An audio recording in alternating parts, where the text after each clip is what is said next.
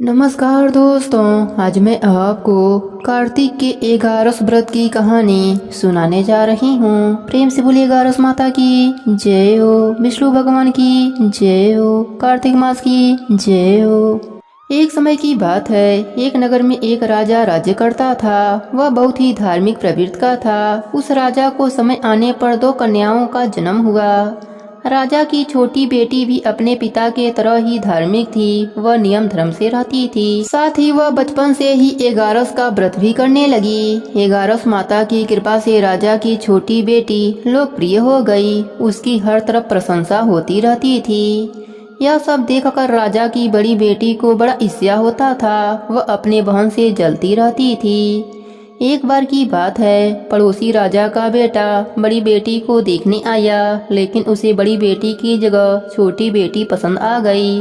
अब तो बड़ी बहन अपने छोटी बहन से और भी अधिक जलने लगी।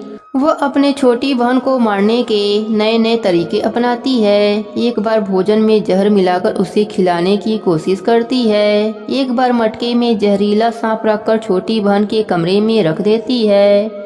एक बार छोटी बेटी को पनघट पर पानी भरने के लिए ले जाती है और धोखे से नदी में धक्का दे देती है। हर बार 11 माता उसे बचा लेती हैं, क्योंकि वह 11 माता का व्रत किया करती थी। बड़ी बहन बहुत परेशान हो गई कि यह तो किसी भी तरह से नहीं मरती। एक दिन बड़ी बहन छोटी बहन से बोली, मेरी प्यारी बहन, भगवान ने हम सब की मृत्यु किसी न किसी तरह से लिखी है। क्या तुम्हें पता है तुम्हारी मृत्यु कैसे होगी? छोटी बहन बहुत ही सीधी साधी थी। वह बोली, मेरी मृत्यु मेरे पालतू तोते के गले में जो हार है उसी में अटकी हुई है। यदि कोई मेरे तोते को मारकर वह हार पहन ले तो मैं मूर्छित हो जाऊंगी, और फिर उस हार को उतारकर कोई रख दे तो मैं जीवित हो जाऊंगी। उस रात छोटी बहन अपने पिताजी के पास गई और बोली, पिताजी, मुझे शक है, यदि मैं मर जाऊं तो आप मुझे जलाना मत। आप मुझे हमारे पुराने महल के कुएं के पास झोपड़ी बनवाकर खाट पर सुला देना। राजा बोला, बेटी, तुम ऐसा क्यों बोल रही हो? 3 दिन बाद तो तुम्हारी शादी है। तब छोटी बेटी बोली, पिताजी, समय का कोई भरोसा नहीं। इस तरह शादी वाला दिन भी आ गया। उसी दिन बड़ी बहन छोटी बहन के पालतू तोते को ढूंढती है, पर वह उसे कहीं नहीं मिलता। तभी दरवाजे पर बारात आ जाती है। बरमाला का कार्यक्रम संपन्न हो जाता है। फेरों की रस्म शुरू हो जाती है। उधर बड़ी बहन तोते को ढूंढ लेती है और वह उस तोते को मार देती है। वहीं छोटी बहन 3 फेरे राजकुमार के साथ पूरे कर लेती है। तभी छोटी बहन मूर्छित होकर गिर जाती है। उधर बड़ी बहन तोते के हार को खुद पहन लेती है। इधर सभी घबरा जाते हैं। सभी बारातियों में हलचल मच जाती है कि राजकुमारी को क्या हुआ। सभी डर जाते हैं। तब राजा वैद्य हकीमों को बुलाते हैं। छोटी राजकुमारी को महल में ले जाकर लिटा दिया जाता है। वैद्य हकीम राजा से कहते हैं, राजकुमारी ना मरी हैं ना जीवित हैं, हमने ऐसा पहली बार देखा है। तब राजा उनसे कहते हैं, वहां जाकर बोलना कि राजकुमारी बेहोश हैं, अभी थोड़ी देर में ठीक हो जाएंगी। यदि तुम ऐसा नहीं कहोगे तो मैं तुम्हें फांसी दे दूंगा। बेचारा वैद्य हकीम राजा के कहे अनुसार वैसा ही बोलता है। तभी बड़ी बेटी आती है और कहती है, पिताजी, मुझे छोटी बहन के मरने का बहुत दुख है। उससे ज्यादा दुख मुझे आपकी इज्जत का है, जो कि खराब हो जाएगी। आप ऐसा करो कि मेरी शादी राजकुमार के साथ करा दो, तब सब ठीक हो जाएगा, आपका इज्जत भी रह जाएगा। तब राजा को यह बात ठीक लगी और राजा ने छोटी बेटी के कपड़े पहनाकर फेरों में बैठा दिया। पर राजकुमार ने मना कर दिया। कहा, यह मेरी पत्नी नहीं है। मेरी पत्नी जब बोलती है उसके मुख से फूल झड़ते हैं। लेकिन सबने समझा बुझाकर उससे 4 फेरे लगवा दिए। बड़ी राजकुमारी ससुराल आई तो राजकुमार ना तो उनसे बात करते थे, न उसके हाथ से पानी पीते थे, न उसके हाथ का बनाया हुआ खाना खाते थे। राजकुमार ने मन ही मन सोचा, मैं पता लगाकर रहूंगा कि मेरी पत्नी के साथ क्या हुआ। एक दिन राजकुमार दुखी होकर घोड़े पर बैठकर जा रहे थे कि घोड़ा वहीं जाकर रुका जहां राजकुमारी की अधमरी लाश रखी गई थी। राजकुमार ने मन ही मन सोचा कि घोड़ा यहाँ किस कारण से रुका है, कोई तो वजह जरूर होगा जो कि घोड़ा यहाँ रुका है। राजकुमार घोड़े से उतरकर पुराने महल में गए। वहाँ एक चौकीदार था। राजकुमार ने पूछा, यह महल किसका है? तब चौकीदार ने बताया कि यह महल आपके ससुर जी का है। वहाँ खाट पर कौन सो रहा है? राजकुमार ने चौकीदार से पूछा। तब चौकीदार कहने लगा कि यह राजा की छोटी बेटी हैं, जो शादी वाले दिन अधमरी हो गई थीं। तब राजकुमार ने कहा, यह तो मेरी पत्नी है, इसके साथ मेरे फेरे हुए थे। राजकुमार ने चौकीदार से कहा, तुम किसी से कुछ मत कहना कि मैं यहाँ हूँ, मैं तुम्हें मुँह मांगी रकम दूंगा। चौकीदार ने हाँ कह दिया। राजकुमार खाट के पास गया और बचे हुए फेरे खाट के साथ ले लिया। राजकुमार उस दिन वहीं पर रहा। छोटी रानी रात को खड़ी हो गई। उसने अपने पास अपने पति को देखा तो वह बहुत रोई। राजकुमार ने पूछा, बड़ी अजीब बात है, तुम शादी वाले दिन मूर्छित कैसे हो गई थी? तुम्हारे पिताजी ने मेरी शादी तुम्हारी बड़ी बहन से करवा दिया, पर मैंने उसे स्वीकार ही नहीं किया है। तुम मुझे पूरी बात बताओ, तुम दिन भर मूर्छित कैसे रहती हो? इस टाइम उठ कैसे गई? इसका भी राज बताओ। तब राजकुमारी ने अपने पति को तोते और हार वाली सारी बात बताई और यह भी बताया कि यह बात मैंने अपने बड़ी बहन को बताई थी। एक दिन उसने मुझसे मेरे मृत्यु का उपाय पूछा, तब मैंने उसे पूरी बात बताई थी। मेरी बड़ी बहन मुझसे बहुत ईर्ष्या करती है। उसने कई बार मुझे मारने की कोशिश की, पर 11 माता ने मुझे हर बार बचा लिया। यह सब मेरी बड़ी बहन ने किया है। तोते के गले में जो हार था वह मेरी बहन दिन में पहन लेती है और रात को उतार देती है। इसलिए मैं दिन में मूर्छित रहती हूँ और रात को जीवित हो जाती हूँ।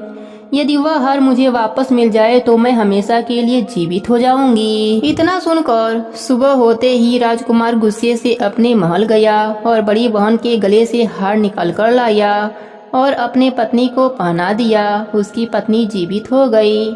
फिर उसे लेकर महल गया और उसकी बड़ी बहन को महल से निकल जाने के लिए कहने लगा। बड़ी बहन रोने लगी और रोते रोते बोली, हे छोटी बहन, तुम्हें क्यों हर खुशी भगवान दे देते हैं और मुझे क्यों दुख देते हैं? इसका रहस्य बताओ। तब छोटी बेटी बोली, तुम्हारे मन में लालच रहता है, इस कारण से तुम्हें दुख मिलता है और मैं सबका कल्याण चाहती हूँ, साथ ही 11 का व्रत भी करती हूँ, इसलिए काल भी मेरा कुछ नहीं बिगाड़ सकता। यह सब 11 माता की महिमा है।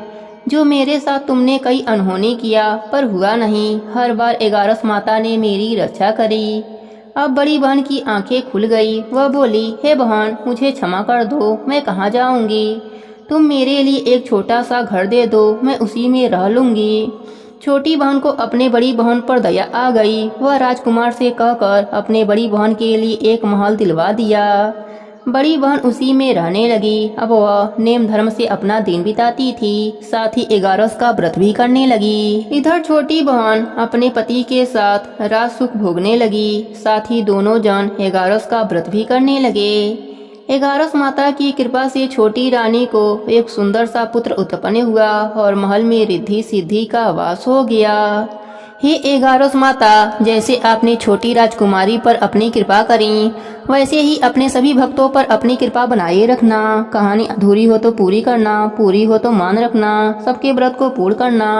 प्रेम से बोलिए 11 माता की जय हो, विष्णु भगवान की जय हो, कार्तिक मास की जय हो। बहुत पुरानी बात है। एक नगर में एक सेठ रहता था। वह अपने शादी के बाद नए वस्त्र पहनकर अपने पत्नी को लाने पहली बार ससुराल जा रहा था। रास्ते में उसने एक गाय को तालाब की ओर जाते देखा। वह गाय पानी पीने के लिए तालाब में उतर तो गई, लेकिन कीचड़ होने की वजह से वह तालाब से बाहर नहीं निकल पा रही थी।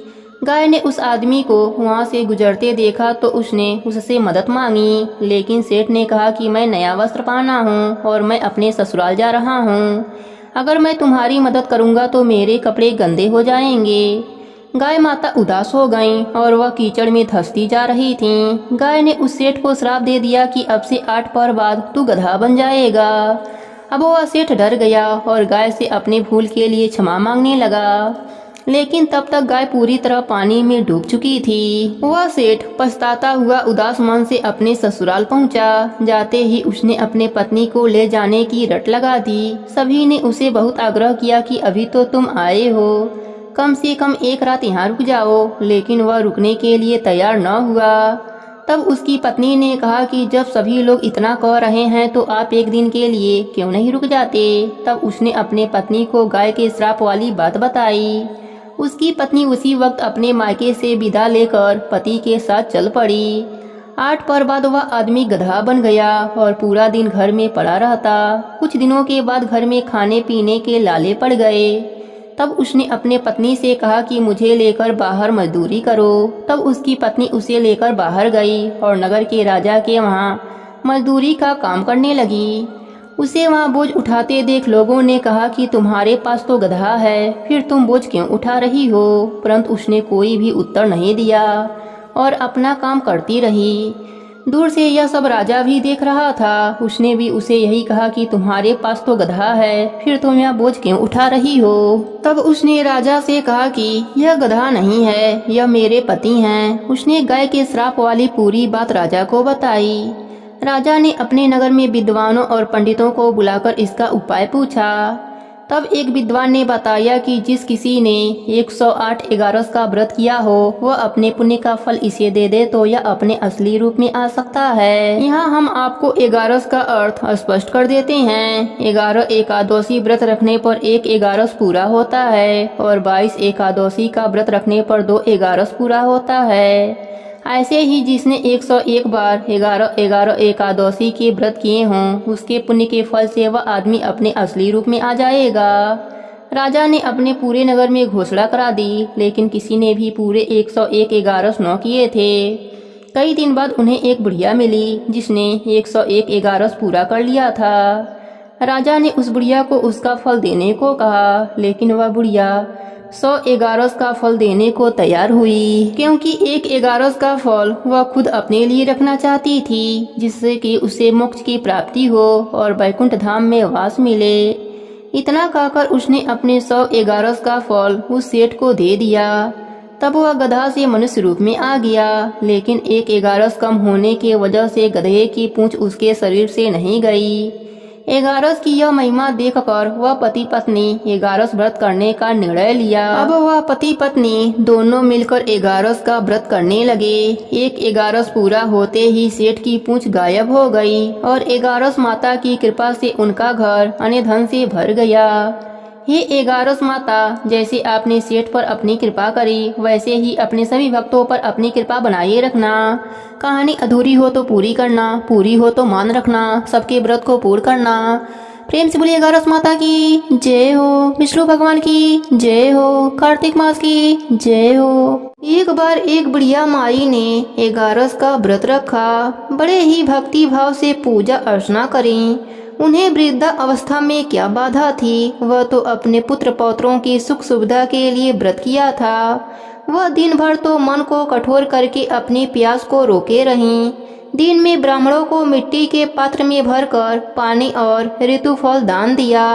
दोना भर के चीनी दही वितरण किया।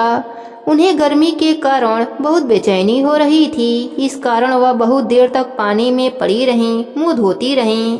तब कहीं थोड़ा बहुत धैर्य बंध पाया। धूप तो तेज पड़ ही रही थी, इस कारण बार बार मुख सूख रहा था, बहुत बेचैनी हो रही थी। एक तो बुढ़ापा और दूसरा यह भयंकर गर्मी। वृद्धा अवस्था में स्थिति तो कुछ दूसरे ही प्रकार की होती है। जैसे तैसे हाथ पैर धोकर के दिन कट पाया। अब पहाड़ सी रात सामने थी। उनका कटना बड़ा ही कठिन दिखाई दे रहा था। खटिया पर पड़े पड़े शांति नहीं मिल रही थी। वे बार बार करवट बदल रही थीं। अनेक बार वह बाहर जाती और भीतर आती। उन्हें घर के अंदर शांति नहीं मिल रही थी। वे खटिया पर पड़ी पड़ी एगारस माता का स्मरण करती रहीं। वे कहती रहीं, हे माता, आप मेरी लाज रखना, आप मुझे शक्ति देना जिससे मैं यह व्रत कर सकूं और यह पहाड़ सी रात शांति पूर्वक व्यतीत हो सके। प्यास के कारण बुढ़िया माई की बेचैनी बढ़ती ही जा रही थी। उन्होंने धैर्य बांधने का बहुत प्रयास किया, किंतु सहनशीलता की सीमा टूट गई और वह घबराकर एकदम चिल्ला उठी, बोली कि बचाओ बचाओ। अम्मा का चिल्लाना सुनकर परिवार भर के नर नारी, बच्चे, अड़ोसी पड़ोसी एकत्रित होकर बुढ़िया अम्मा के खटिये के समीप पहुंच गए। सबने पूछा कि अम्मा, आपको क्या हुआ? आप क्यों चिल्ला रही हैं? आप इस वृद्ध अवस्था में यह कठिन व्रत क्यों करती हैं? अम्मा जी, शक्ति से ही भक्ति होती है। थोड़ी देर में वह फिर बोली, मेरे प्राण निकल रहे हैं, मेरे छाती पर ठंडे पानी का घड़ा रख दो। अब नातियों ने दादी के छाती पर ठंडे पानी का पात्र रख दिया। तब उन्हें थोड़ा बहुत आराम मिला और थोड़ी देर के लिए उन्होंने अपनी आंखें बंद कर लिया। अब 11 माता ने सोचा, यह बुढ़िया अम्मा तो बहुत ही कठोर हैं, जरा जाकर उनकी परीक्षा लेनी चाहिए। वे आधी रात को मुर्गा बनकर टेर लगाने लगीं। मुर्गा की आवाज़ सुनकर दादी जल्दी से उठीं और बाहर जाकर आसमान की ओर देखा, किंतु आसमान में कहीं उन्हें प्रातःकालीन तारा नजर नहीं आया। वे सोचने लगीं, यह मुर्गा क्यों और कैसे बोल गया। उन्हें प्यास तो लग ही रही थी, थोड़ा बहुत उनका मन भी विचलित हो गया। अंत में उन्होंने दृढ़ निश्चय कर लिया कि मैं व्रत को पूर्ण करके ही छोड़ूंगी, चाहे भले ही मेरे प्राण क्यों न निकल जाएं। यह सोचकर फिर खटिया पर शिथिल होकर लेट गईं। थोड़ी देर में 11 माता ने उनका फिर से परीक्षा लेनी चाहिए। एक छोटी सी बालिका एक गिलास में शरबत लेकर उनके सिरहाने आकर खड़ी हो गई और बोली, दादी जी, सवेरा हो गया है, आप हाथ मुंह धोकर शरबत को पी लीजिए। पहले तो शरबत का गिलास देखकर उनका मन मचल उठा, किंतु अचानक व्रत का स्मरण हो आया और उन्होंने सोचा कि मैं किसी भी प्रकार से अभी शरबत नहीं पी सकती हूँ, और वे शांतिपूर्वक अपनी खटिया पर लेट गईं। फिर थोड़ी ही देर में उन्हें ऐसा लगा कि जैसे किसी ने उन्हें पानी के कुएं में पलट दिया हो। वे बड़ी देर तक हाथ पैर चलाती रहीं, किंतु उन्होंने अपने मुंह में एक बूंद भी पानी जाने नहीं दिया। वे दृढ़तापूर्वक अपना व्रत पालन करती रहीं। थोड़ी देर में न जाने कहां से सामने आग जलने लगी, जिससे भारी गर्मी बढ़ने लगी। प्यास के कारण प्राण निकलने लगे, किंतु बुढ़िया माई का कुछ भी बिगड़ नहीं पाया। वह जहां की तहां मुस्कुराती हुई बैठी रहीं। थोड़ी ही देर में बाहर प्रकाश दिखाई देने लगा। ऐसा लगा जैसे सवेरा हो गया हो। बुढ़िया माई ने जब बाहर निकलकर देखा तो समझ गईं, अभी सवेरा होने में 3-4 घंटे की देरी है। यह जानकर भी वह शांतिपूर्वक इधर उधर घूमने लगीं। फिर 11 माता यह बात अच्छी तरह से समझ गईं कि यह बुढ़िया माई किसी भी प्रकार से अपने व्रत से टस से मस नहीं हो सकती है। वह उनके सत्य व्रत को अच्छी तरह से समझ गई थीं। अब सवेरा होते ही बुढ़िया माई ने स्नान किया, विष्णु भगवान की पूजा पाठ करी, एकादशी व्रत की कथा सुनी, तुलसी माता की कथा सुनी, ब्राह्मणों को दक्षिणा देकर भोजन कराया। तब कहीं उन्होंने व्रत का पारण करके जल ग्रहण किया। फिर अम्मा ने स्वयं भोजन किया। उस श्रेष्ठ व्रत के प्रभाव से बुढ़िया अम्मा की आयु में वृद्धि हो गई। उनका घर परिवार हरा भरा हो गया। अब उनको अभाव न रहा। वे हर तरह से सुख साधनों से संपन्न हो गईं। नाती नातिन से उनका घर भर गया और वे उसी दिन से 12 महीनों की एकादशियों का व्रत करने लगीं। 11 माता के व्रत के प्रभाव से इस संसार में हर प्रकार के सुख भोग कर अंत में वह वैकुंठ धाम को चली गईं। हे 11 माता, जैसी कृपा आपने बुढ़िया माई पर करी, वैसी ही कृपा अपने सभी भक्तों पर बनाए रखना। सबके व्रत को पूर्ण करना, कहानी अधूरी हो तो पूरी करना, पूरी हो तो मान रखना। प्रेम से बोलिए 11 माता की जय हो, विष्णु भगवान की जय हो, कार्तिक मास की जय हो। अर्जुन ने पूछा, हे जनार्दन, आप इस व्रत को इतना सम्मान देते हैं और इसके फल को इतना महान बतलाते हैं, ऐसा क्यों? इसका क्या कारण है? अर्जुन का ऐसा प्रश्न सुनकर भगवान श्री कृष्ण ने कहा, हे पांडुनंदन, सतयुग में एक मूर नामक महाबलवान दैत्य हुआ था। उसने समस्त देवताओं को मारकर देवलोक से भगा दिया। देवराज इंद्र मूर के डर से इधर उधर मारे मारे फिरने लगे। अंत में महान दुख से पीड़ित हो सब देवताओं को साथ ले भगवान शंकर के यहाँ कैलाश पर्वत पर जाकर उनकी अनेकों प्रकार से विनय कर अपने दुख गाथा उन्हें सुनाई और कहा, प्रभु, अब आप कृपा कर ऐसा कोई उपाय बतलाइए जिससे देवताओं सहित मैं इस महान विपत्ति से मुक्त हो जाऊं। देवराज इंद्र की ऐसी बातें सुनकर भगवान शंकर ने कहा, देवराज, आपको भगवान विष्णु जी के शरण में जाना चाहिए, क्योंकि वही सबके संकटों को हरने वाले हैं। भूतपति भगवान शंकर की ऐसी बाणी सुन देवराज इंद्र देवताओं सहित भगवान विष्णु के लोक को गए। वहां जाकर क्या देखते हैं कि भगवान विष्णु शंख चक्र गदा पद धारण किए हुए शीश सैया पर शयन कर रहे हैं और श्री लक्ष्मी जी उनकी चरण सेवा कर रही हैं। ऐसे भगवान वासुदेव को अवलोकन कर इंद्र महान आनंदित हुए और देवताओं सहित नतमस्तक हो स्तुति करने लगे। हे देवाधिदेव आपको नमस्कार है। हे दैत्य विनाशक मधुसूदन पुंडरीकाच हम लोगों पर दया कीजिए। हे प्रभु दैत्यों के भय से भयभीत हो यह समस्त देवता मेरे साथ आपके शरण में आए हैं। इनकी रक्षा कर इन्हें अभय कीजिए, क्योंकि आप ही जगताधार जगत को उत्पन्न करने वाले, पालने वाले एवं संहार करने वाले हैं तथा गो द्विज और देवों के हितकारी हैं। हे प्रभु क्षिति जल पावक गगन और समीर सब आप ही हैं, क्योंकि आप ही संसार के रचयिता हैं। कहने का तात्पर्य यह है कि समस्त विश्व सर्वव्यापक निर्गुण एवं सगुण आप ही हैं। आपके इच्छा के बिना एक पत्ता भी हिल नहीं सकता। भगवान आप घट घट व्यापी अनादि अगम्य एवं अतुल बलशाली हैं। आप अशरण शरण दीन हितकारी हैं। आप अनाथों के नाथ सदैव अपने भक्तों के साथ हैं। हे भगवान अब आपके बिना हमें त्राण देने वाला और कोई नहीं है। त्राहि माँ त्राहि माँ त्राहि माँ रक्षा करो प्रभु रक्षा करो। हम लोग आश्रयहीन कटी हुई गड्डी के समान इधर उधर मारे मारे फिरते हैं। आज तो हमें अभय दान दीजिए। देवराज इंद्र सहित देवों की इस प्रकार विनय सुन भगवान विष्णु प्रसन्न हो गए और उनसे बोले, राजन क्या बात है, आप लोग इतने भयभीत क्यों हैं? आप लोगों को किसने सताया है?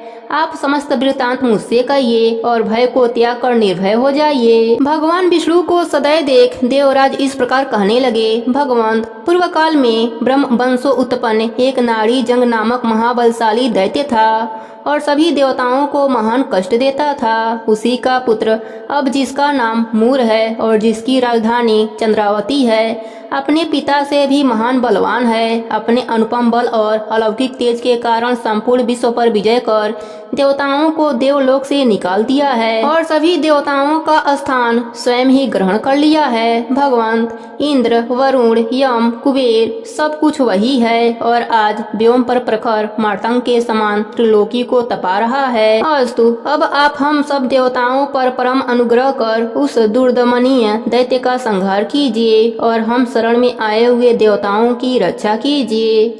भगवान विष्णु इंद्र के मुख से उसका अत्याचार सुन क्रोधित होते हुए और रोष पूर्वक इंद्र से बोले, देवराज घबराओ नहीं, शीघ्र ही मैं उस दुष्ट का संहार करूंगा। अतएव अब तुम सब लोग एकत्रित हो चंद्रवती नगरी पर आक्रमण कर दो और सदा मुझको अपने समीप समझकर रंच मात्र भी भय मत करो। भगवान की ऐसी आज्ञा पाकर देवराज इंद्र ने देवताओं को साथ ले चंद्रवती नगरी को घेर लिया। समाचार पाकर दैत्यराज मूर भी अपनी सेना ले उनसे युद्ध करने लगा। देखते ही देखते महाभयंकर युद्ध होने लगा और देवता लोग उसकी विकट मार को सहन न कर सके और भागने लगे। दैत्यों ने भागते हुए देवताओं को मारने की इच्छा करके उनका पीछा करना चाहा, परंतु उसी समय भगवान विष्णु शंख चक्र गदा एवं पद धारण किए हुए वहां आते दिखाई पड़े। उनको देखते ही सबके सब उन्हीं के ऊपर टूट पड़े। भगवान विष्णु ने भी अपने दिव्य अस्त्रों द्वारा राक्षसों का संहार करना आरंभ कर दिया। तथापि भगवान विष्णु के दिव्य अस्त्रों द्वारा दैत्यों का अनवतरण संहार होता रहा। तथापि दैत्यराज मूर निश्चल और वीरता पूर्वक संग्राम भूमि में युद्ध करता रहा। भगवान विष्णु के दिव्य एवं तेजवान अस्त्र भी दैत्यराज के शरीर पर लग लग कर व्यर्थ होने लगे। अपने अस्त्रों को असफल होता देख भगवान विष्णु को अत्यंत क्रोध हुआ और उन्होंने अस्त्र शस्त्रों को एक ओर फेंक उससे लिपट गए और मल्ल युद्ध करने लगे, परंतु अत्यंत परिश्रम करके भी वे दैत्यराज को पराजित नहीं कर सके। जब भगवान बहुत थक गए तब बद्रिकाश्रम की ओर चले गए और वहां जाकर बहुत ही जीर्ण हो गए तथा एक गुफा देख उसमें प्रवेश कर गए। इस गुफा का नाम हेमवंती था। भगवान विष्णु वहीं जाकर सो गए। पीछा करता हुआ दैत्यराज मूर भी वहां पहुंचा और भगवान विष्णु को वहां निर्भय सोता देख उन्हें मारने के लिए आगे बढ़ा कि दानवों के परम शत्रु विष्णु को मारकर दानवों को सदा के लिए निष्कंटक बना दूं। उसी समय भगवान विष्णु के शरीर से दिव्य अस्त्रों को धारण की हुई एक स्त्री उत्पन्न हो गईं और आगे बढ़कर दैत्यराज से युद्ध करने लगीं। दैत्यराज उस स्त्री का अस्त्र संचालन देख चकित हुआ और सोचने लगा कि रुद्र के समान प्रकर्म वाली यह उग्र रूप धारणी स्त्री को किसने उत्पन्न किया है, जिसके बाद इंद्र के वज्र से भी भीषण और सैद्धांतिक है। मुहूर्त मात्र में ही उस कन्या ने दानवों की विकराल सेना को नष्ट कर डाला। तब दानव राज ने अत्यंत वेगपूर्वक आक्रमण किया, परंतु उसने दानव राज के समस्त अस्त्र बेकार कर उसे एकदम विरत कर दिया। तब वह अत्यंत क्रोध कर मल्लयुद्ध करने के लिए उनकी ओर बढ़ा, परंतु यह भी न हो सका, क्योंकि उस कन्या ने एक ही घूंसे में उसको पृथ्वी पर गिरा दिया। वह पुनः आगे बढ़ने के लिए उठा। यह देख उसने दानव राज का मस्तक काट दिया। धड़ वहीं पृथ्वी पर गिरकर छटपटाने लगा। साथ के दैत्यगण पाताल लोक को भाग गए। उसी समय भगवान विष्णु की निद्रा भंग हुई और वह उठकर बैठ गए। तब वह कन्या हाथ जोड़कर कहने लगी, भगवान अब मुझे क्या आज्ञा है। उसके ऐसे वचन सुन विष्णु जी अत्यंत प्रसन्न हुए और बोले, देवी तुम कौन हो? इस दुष्ट राक्षस को मारकर मुझे किसने त्राण दिया है? भगवान विष्णु के ऐसे वचन सुन उस कन्या ने कहा, प्रभु यह क्षुद्र कार्य आपके अंश से उत्पन्न मैंने ही किया है। हे शत्रु दमनकारीन, मैं आपकी ही शक्ति हूँ। उसके ऐसे वचन सुन विष्णु जी बोले, हे निष्पापे, इस दैत्य के मारने से मैं तुम पर अत्यंत प्रसन्न हूँ, क्योंकि तुमने समस्त देवताओं को अभय कर दिया। अतः अब तुम मनवांछित वरदान मांगो। भगवान के ऐसे वचन सुन वह कन्या बोली, हे भगवान, यदि आप सचमुच ही मुझ पर प्रसन्न हैं और वर देना चाहते हैं तो कृपया कर यही वर दीजिए कि आज का दिन मेरे ही नाम से प्रसिद्ध हो और आज के दिन व्रत करने वालों को मैं समस्त पापों से मुक्त कर सकूं और उपवास का आधा पुण्य एक बार भोजन करने एवं रात्रि भोजन में भी प्राप्त हो और अपनी इंद्रियों को दमन कर मेरे दिन संपूर्ण व्रत करने वाले को विष्णु लोक की प्राप्ति हो। भगवान ने कहा, एवमस्तु, अर्थात ऐसा ही होगा। तुम एकादशी तिथि को उत्पन्न हुई हो, अतएव तुम्हारा नाम भी एकादशी ही होगा और एकादशी व्रत करने वालों के सारे पापों को नष्ट कर मैं परम पद दूंगा, क्योंकि तृतीया, अष्टमी, चतुर्दशी और एकादशी तिथियां मुझे अत्यंत प्रिय हैं। इस प्रकार वरदान दे भगवान अंतर ध्यान हो गए और एकादशी मनवांछित वर पाकर अत्यंत ही प्रसन्न हुए। हे पांडुनंदन, एकादशी व्रत करने वालों से मैं अत्यंत ही प्रसन्न रहता हूँ। उसके शत्रुओं का सदैव ही संहार करता हूँ और उसे उत्तम पद देता हूँ। एकादशी की उत्पत्ति का वृतांत मैंने तुमको सुना दिया। एकादशी पापों का नाश करने वाली है। शुक्ल एवं कृष्ण दोनों ही पक्षों की एकादशी समान होती है। दोनों ही पक्ष के व्रत करने वाले उत्तम लोकों में स्थान पाते हैं। एकादशी का व्रत करने वाले एवं भगवान विष्णु की एकादशी व्रत महात्म्य की कथा को सुनने और सुनाने वाले दोनों ही धन्य हैं। उनको अश्वमेध यज्ञ का फल अनायास ही प्राप्त होता है। जो परम वैष्णव है और भक्ति पूर्वक भगवान विष्णु की कथा को श्रवण करते हैं, वे अपने 3 कोटि पुरुषों के साथ विष्णु लोक में स्थान पाते हैं। एकादशी महात्म्य का एक अंश भी सुनने वाला ब्रह्म हत्या आदि पापों से छूट जाता है। संसार में न वैष्णव धर्म के समान कोई धर्म है और न एकादशी व्रत के समान कोई दूसरा व्रत ही है। हे विष्णु भगवान, हे एकादशी माता, अपने सभी भक्तों पर अपनी कृपा बनाए रखना। कहानी अधूरी हो तो पूरी करना, पूरी हो तो मान रखना। प्रेम से बोलिए एकादशी माता की जय हो, विष्णु भगवान की जय हो।